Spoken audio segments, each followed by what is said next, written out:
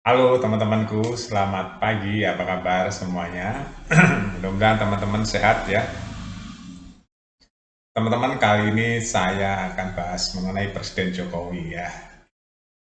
Jadi Presiden Jokowi ini salah satu presiden terbaik Indonesia, terlepas dari ada yang pro dan ada yang kontra. Teman-teman, saya sudah eh, mengamati, dan bukan hanya mengamati. Saya nggak mau cerita terlalu jauh ya tentang ini, tapi saya di belakang layar sejak tahun 90-an sekian. Presiden Jokowi adalah salah satu presiden terbaik. Kalau saya bisa menceritakan ya dalam waktu yang panjang gitu ya, bisa detail ya. Tapi saya dalam waktu di bawah 10 menit ini akan memberikan gambaran tentang pemimpin-pemimpin Indonesia ya. Yang pertama, kenapa Presiden Jokowi itu salah satu presiden terbaik? Dia itu pertama senang sekali mengenal rakyatnya.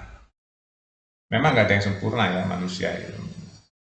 Pemimpin yang baik adalah pemimpin yang mengenal rakyatnya, sering mengunjungi rakyatnya, mengerti apa yang dirasakan oleh rakyatnya, ya walaupun masih banyak yang belum didatangi juga, ya. Jadi Indonesia kan luas sekali, nggak mungkin Presiden Jokowi itu mengunjungi semuanya.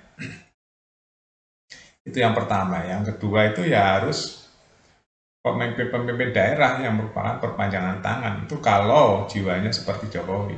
Tapi kan nggak semua pemimpin yang jiwanya seperti Jokowi. Ada pemimpin-pemimpin daerah yang hanya mencari cuan saja, ingin mencari ketenaran hedonis saja dan macam-macam. Kerjanya ya so-so aja, standar-standar aja banyak. Ya, itu di dunia politik itu seperti itu. Terus Jokowi, nah ini teman-teman, dia itu yang diucapkan pasti dia lakukan. Lihat aja yang dia ucapkan, yang dia lakukan. Yang ketiga, Presiden Jokowi itu nggak bisa dia direndahkan, ditantang, dia pasti akan lakukan. Setiap program-program Jokowi coba lihat yang ditantang, yang ditentang, yang kontra, pasti dia akan lakukan karena dia punya pemikiran. Kalau baik, kenapa nggak saya lakukan terus? Yang keempat, dia dihina, dicaci, dimaki, nggak direken nama dia. Nggak direken karena yang nyaci, yang maki itu cuma bisa ngomong doang, nggak bisa ngelakuin ya. Yang ngereken yang mencaci-caci itu kan kayak teman-teman tahu sendiri lah, orang yang suka provokasi-provokasi itu dan dia nggak ada prestasinya ya. Yang suka menghina, mencaci, memaki itu nggak ada prestasinya sama sekali, itu diabaikan saja. Terus kali ini saya akan bahas mengenai IKN. IKN itu nggak sesuatu yang gampang teman-teman ya. Presiden Jokowi bisa mengorkestrasi, Presiden Jokowi bisa mengkoordinir ya antara eksekutif dan legislatif sehingga ketemu kesepakatan undang-undang IKN. Membangun IKN nggak mudah karena dihantam juga oleh COVID. Ya, perlu melakukan refocusing supaya IKN jalan, COVID jalan. Ya, COVID-nya selesai, IKN jalan.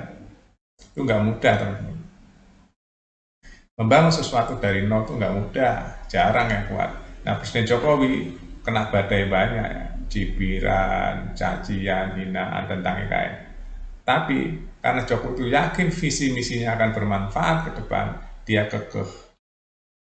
Ya, lawan politik-politik yang suka nyinyir itu ya dia coba ngirin aja prestasinya apa, nggak ada. Ya, pemimpin-pemimpin partai itu apa prestasinya, nggak ada. Bisanya cuma ngomongin aja. Yang kali ini sedang viral tuh ya, ada seorang sekjen partai atau apa yang mencibir terus. Prestasi dia apa? Ya cuma ngomong aja kan. Dia pernah melakukan apa? Belum pernah. Cuma ngomong mah semua orang bisa. Tapi melakukan itu ya nggak gampang.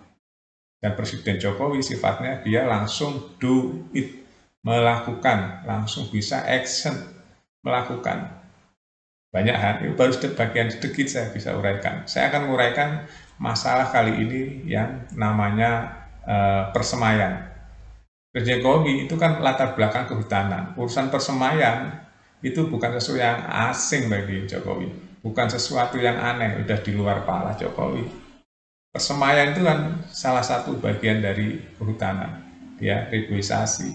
Nah, Jokowi kali ini mempersiapkan persemaian untuk reboisasi Indonesia, khususnya di IKN nanti, ya. Itu diapresiasi oleh dunia teman-teman, ya. Nah, kali ini Presiden Jokowi membawa duta besar beberapa negara dibawa ke Mentawai.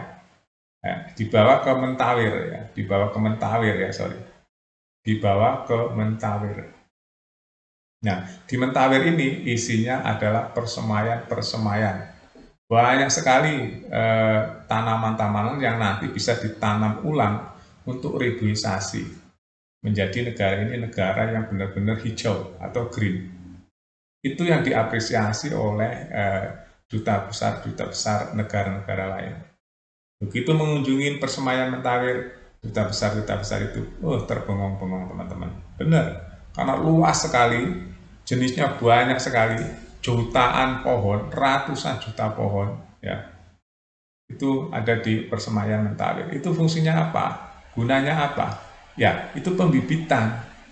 Nanti untuk ditanam-tanam kembali supaya Indonesia hijau. Dan itu diapresiasi dunia. Dunia memerlukan hijau itu, teman-teman. Ya. Dunia memerlukan hijau itu. Jadi dunia semakin hijau semakin baik. Karena selama ini kan dunia banyak dihancurkan oleh industri-industri. Ya, nah Indonesia menjadi andalan dunia. Bakaunya, ya, hutannya, supaya penghutanan kembali itu. Makanya duta-duta besar yang diundang oleh Presiden Jokowi, wah, terbengong-bengong lihat persemaian Mentawir yang luas sekali, jutaan pohon ada di situ. Itu ya teman-teman. Jadi Presiden Jokowi itu memiliki visi dan misi. Sekarang akhir-akhir ini ada isu kemunduran ketua otorita dan wakil ketua otorita. Itu beda masalah lagi dengan ini teman-teman. Ya. Jadi Jokowi langsung menunjuk Menteri PUPR untuk menjadi ketua otorita yang baru dan wakilnya wakil Menteri BPN menjadi wakil otorita. Ini sesuai dengan apa yang akan dilakukan oleh IKN, yaitu percepatan yang berhubungan dengan pertanahan, dengan pembangunan IKN yang hijau green. Nah, itu udah biasa dikerjakan oleh Menteri PUPR. Jadi ini benar-benar inline ya, sejalan. Itu baru yang kecil-kecil teman-teman ya. Masih banyak lagi hal-hal yang kita bisa ceritakan tentang sosok Jokowi. Enggak semua presiden bisa kerja terus-terusan sepanjang tahun teman-teman, sepanjang 10 tahun tanpa istirahat, kerja, dan kerja.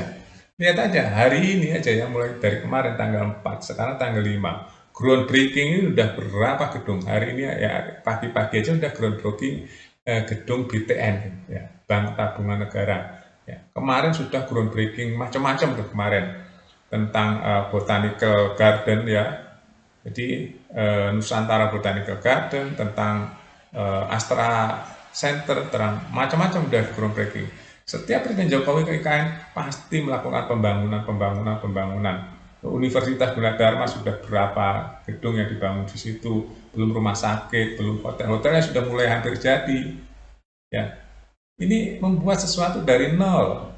Nah, nanti orang yang tukang nyinyir Jokowi itu dia akan terbengong-bengong ketika udah 10-20 tahun yang datang. Seperti apa indahnya IKN kalau sesuai dengan roadmap yang sudah ditentukan ya.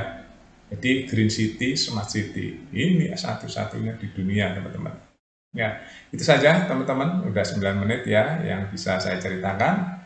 Kita sambung lagi nanti berita-berita yang inspirasi. Jadi kita itu memandang sesuatu dari sisi positifnya juga ya teman-teman, positif dan negatif bisa kita gabungkan ya. Nggak semuanya positif, pasti ada negatifnya. Nggak semuanya negatif, pasti ada positifnya. Di dunia itu selalu seperti itu teman-teman ya. Ada positif dan ada negatif. Ya, kita ambil yang paling banyak manfaatnya ya. Oke, itu teman-teman. Update terus di Buat Makan TV. Sampai jumpa.